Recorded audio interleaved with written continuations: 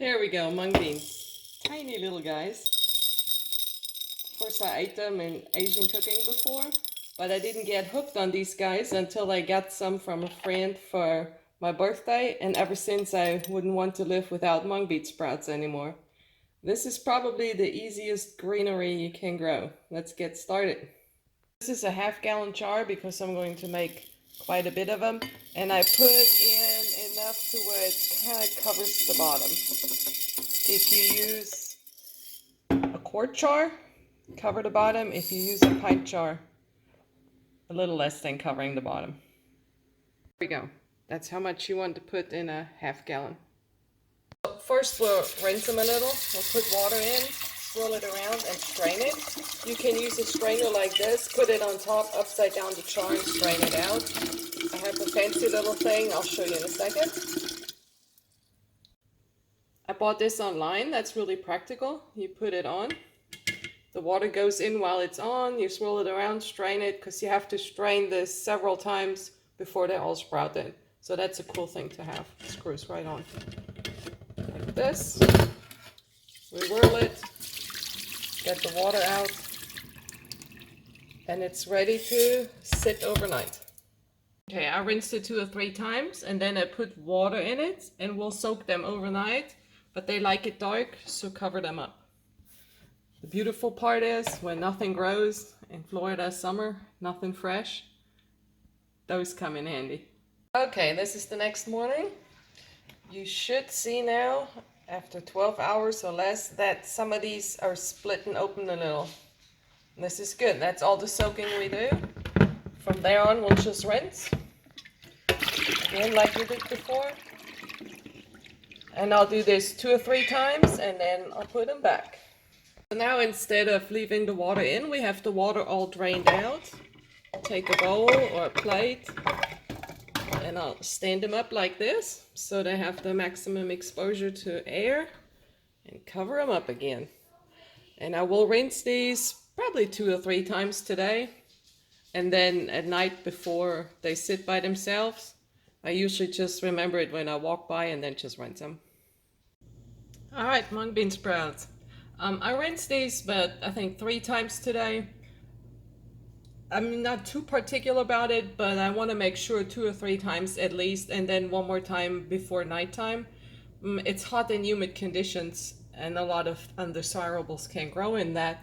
But let's see the progress so far. Can you see this through the water? It's a little terrible. They're the tiny little things, see? Itty bitty sprouts coming out. And in probably 2 days, they'll be big, and then we'll cook them up. So these are good for the night. They drain just like that. Towel over, light off, good night. This is after 2 days. Look at the massive progress. The sprouts are getting much longer, and by tomorrow they'll be huge. So 1 more night covering them up with the towel, and then they're ready. So they sat for 3 days. This is the amount we used, and we got all this out of it. Without any soil, no fertilizer, no work other than rinsing, and we get so much. That is a good return on some seeds. The light makes it look pink. They're actually greenish white, not pink. And it's time to saute them up. Ready to whip up a meal with the sprouted mung beans. But look how miraculous this is. From this little thing to that much food in 3 days with no soil, no fertilizer, and minimal work. That is really cool.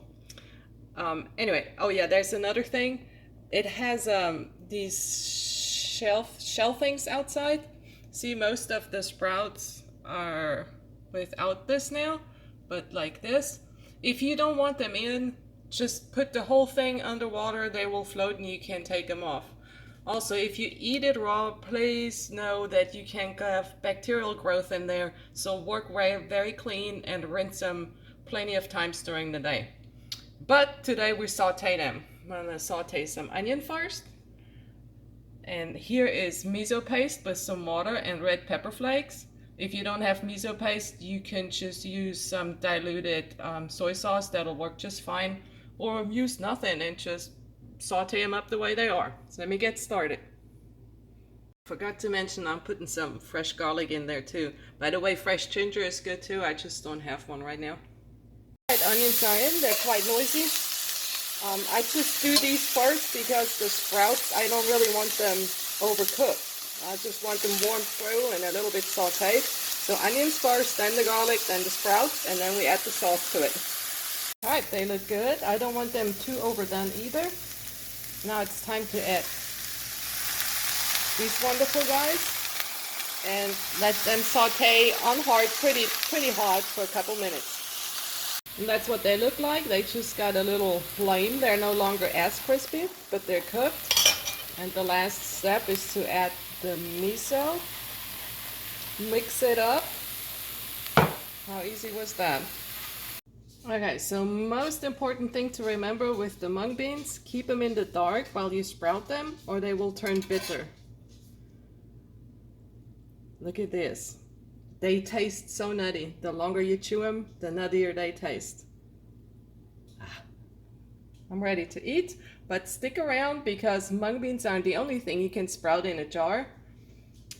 And I'll get to that next. So these are the mung beans that we just sprouted.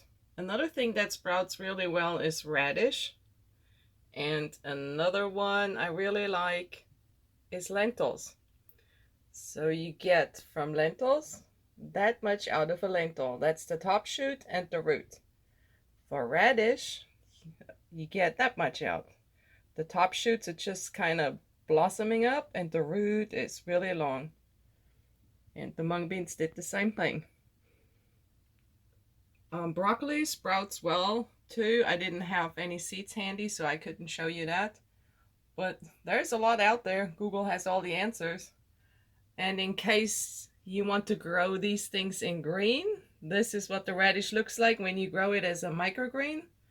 Obviously, in comparison, you get a whole lot more out of this seed to eat. And I have a video on how I do my microgreens. I have linked below. Seed power.